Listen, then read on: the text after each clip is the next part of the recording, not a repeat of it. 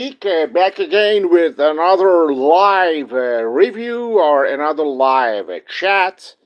And today we are going to talk about the very new Abbey Rouge and Vetiver and Homme Ideal, the Parfum version, which has been released just a couple of days ago in Paris, and it's not available yet in USA or around the world.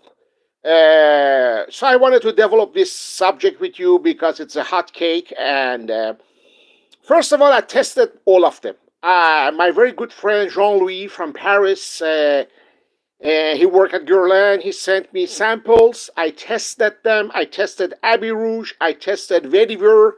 I tested also Omidal. And also soon will be released Instant, the Parfum version, and Heritage, the Parfum version. But I tested those three that are now released. The price tag will be around in Europe is in Paris cost around 150 euro, but will be around 180, 85 up to $200 in USA.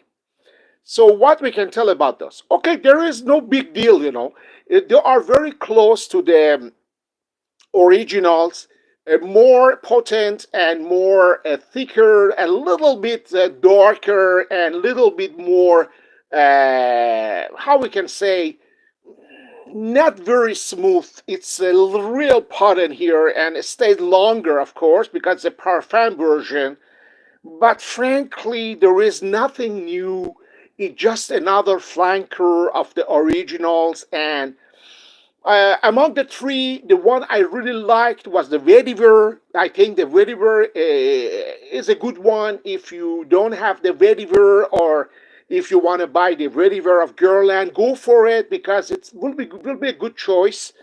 The Abbey Rouge is okay, and the Homme Ideal, it never been a favorite of mine. I really dislike that fragrance since the start, so I don't care about Homme Ideal. It's a cloud pleaser.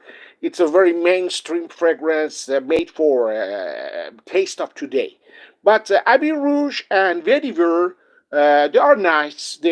I'm not going to tell you it's a bad fragrance. They are nice. They are more potent, and they are pretty close to the Vetiver and Abbey Rouge that I knew in the 80s. They are very close. I have to say that. They are very close to the 80s version. So that's a good point, because if you want to wear something potent, something lasting, and something close to the 80s version or 90s version, then it's a very good option actually.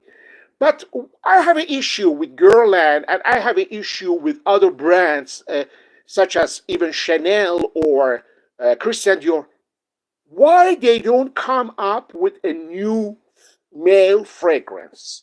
This is my question. Because, okay, what is the next? The next will be Abbey Rouge and Vetiver and Homme Ideal Elixir. Come on, enough. Really, enough. No need of flankers anymore. We are through with the flankers. Flankers after flankers and after flankers. So what's the next level? I think they are just making new with all these. And they don't have the guts to release a new male fragrance. They haven't released a new male fragrance since Homme Ideal. And this is unbelievable, because it's boring. Even if it smells great, we want something new. Why they don't challenge to come up with a new fragrance, with a new male fragrance at last? Because that's all we are expecting. We are not expecting always a new flanker.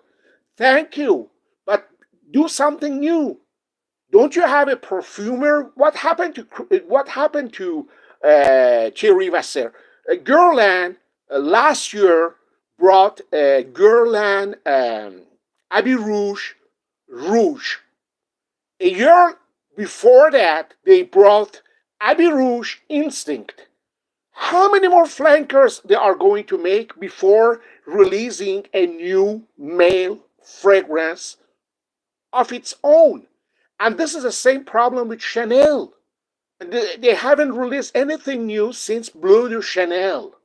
So it's a little bit disappointing, and I think they are having a real lack of creativities, and they are having a real problems of challenging to make a new fragrance.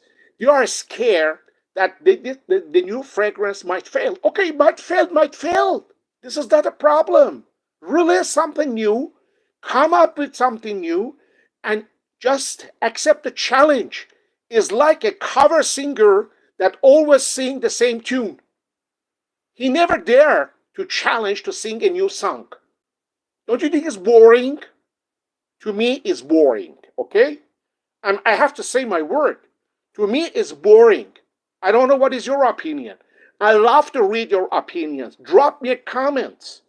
You are here on this channel to participate. Drop me a comment. I love to hear your opinion about this topic, okay? So this is it.